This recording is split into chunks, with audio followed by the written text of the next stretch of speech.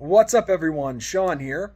So, I'm coming to you guys from St. Louis as I record this video.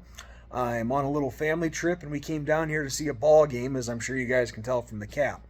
The Cubbies didn't do so hot tonight, but that's beside the point. That's irrelevant to what I have to say here.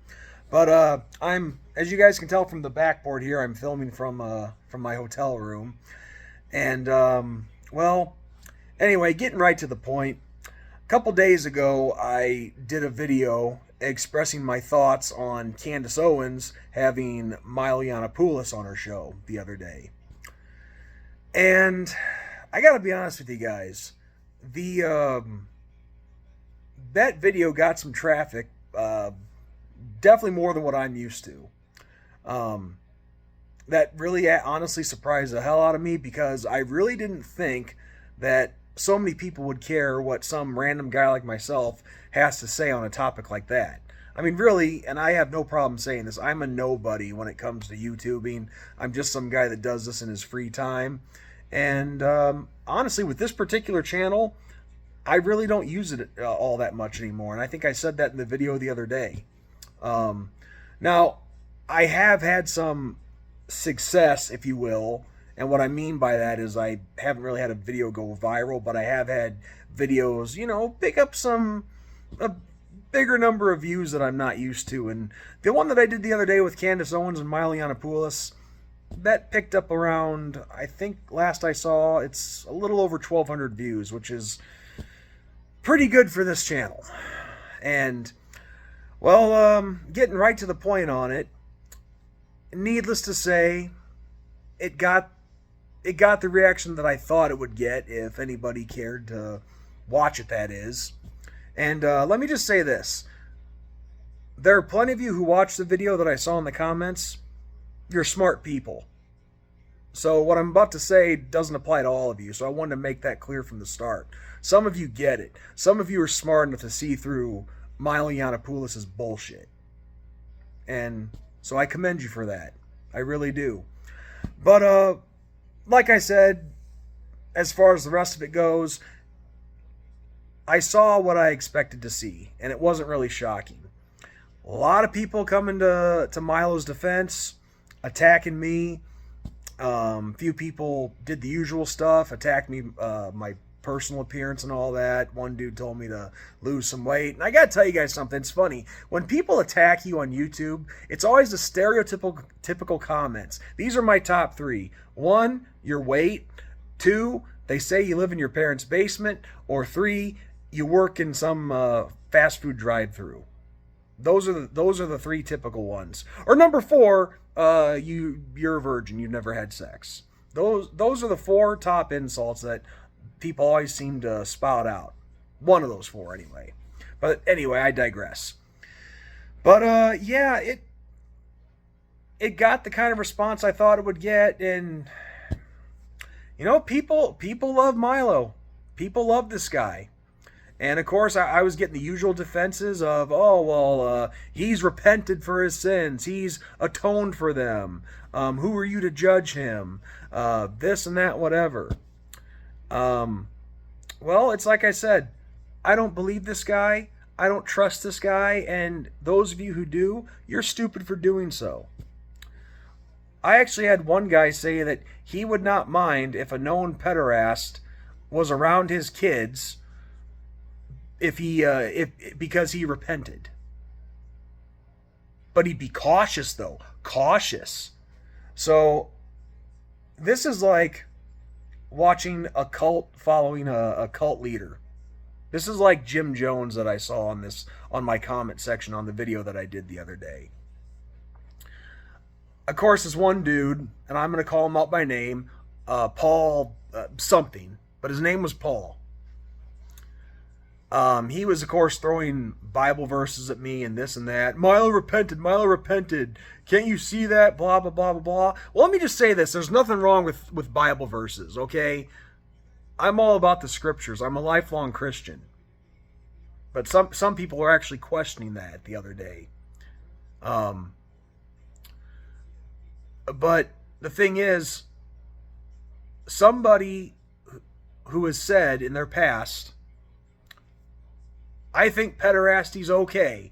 I think underage boys having sex with grown men is okay. I will never trust that person. So why am I supposed to believe that Milo has actually repented for his sins? I don't believe it for a second. And let me tell you why. Reason number one, he's been out of the spotlight for so long. And it was actually his comments about pederasty and all the other disgusting stuff that he supports, like eugenics, for example, which is what got him fired from Breitbart. So he's been out of the spotlight for quite a while. Who knows? Maybe the bank account was running dry. This is a good way to get him back into the spotlight. Tell people that he's repented and atoned for his sins. All the while, when really his main objective is to get back into the spotlight. I can totally see that.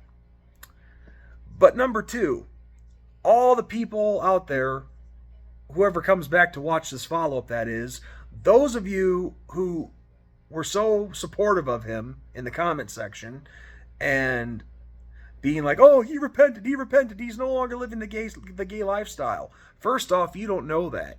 But the second point is this. Where were all of you?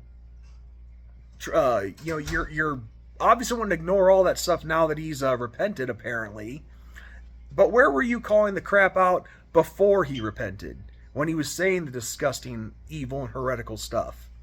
Not a peep from any of you then.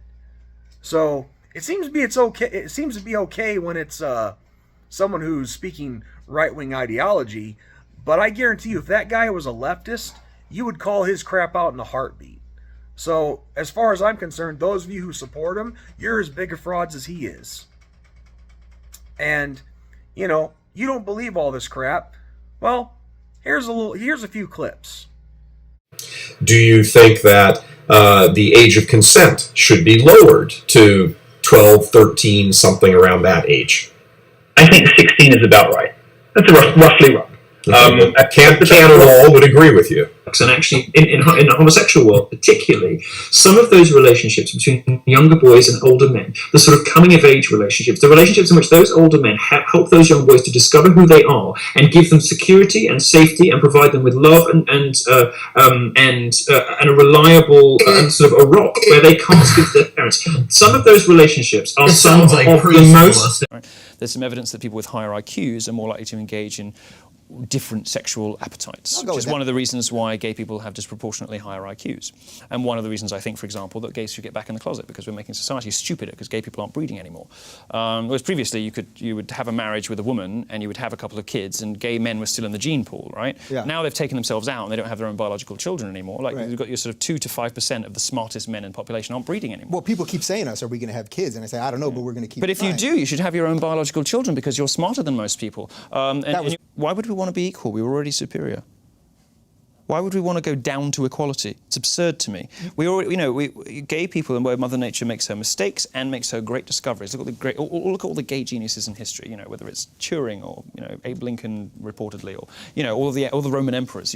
Look at what Mother Nature does with these aberrant, special people at the top end of the intelligence and sort of dissident, scale. Those what Steve Jobs would call the crazy ones, right? And this is why the tech and gaming industries are disproportionately gay and trans, because it's those special people that have brains wired slightly differently from others, who can make those great leaps, who can consider problems differently, who are generally more creative and more whatever. I'm with you on that. Music, why? Art, I'm with you on all that. Why, as a member of the gay master race, would you want to slump down to the level of heterosexuality?